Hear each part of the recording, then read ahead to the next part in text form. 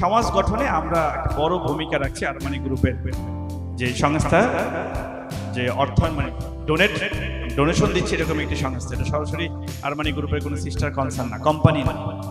আমরা ডোনেশন দিচ্ছি সরকারি একটা সংস্থাকে, নাজুসকে, যে নাজুসের প্রেসিডেন্ট আরমানি গ্রুপের চেয়ারম্যান। বিষয়টা ক্লিয়ার? সো আমি বেঁচে থাকতে চাই, মানে আমরা বেঁচে থাকতে চাই, মৃত্যুর পরেও যাতে আমরা বেঁচে থাকতে পারি। অহংকারের কিছু নেই, আমরা একটা ভালো সমাজ চাই। আমি পার্সোনালি আমার কমিউনিটিকে আমি এটাকে কালচারে রূপান্তরিত করতে চাই, বিধায় আমি এটা নিয়ে বেশি সময় দিলাম। যে আমরা এই নাজুস হয়ে আমাদের যুব সমাজ বা আমরা যারা আছি সবাই, আপনি আমাদের এআই ল্যাব চালু হলে সবাই এক মাসে একটা এআই ল্যাব কোর্স করে নেবেন, আপনাকে কেউ ঠকাতে পারবে না। আপনি এআই ব্যবহার করলে আপনাকে কেউ ঠকাতে পারবে না।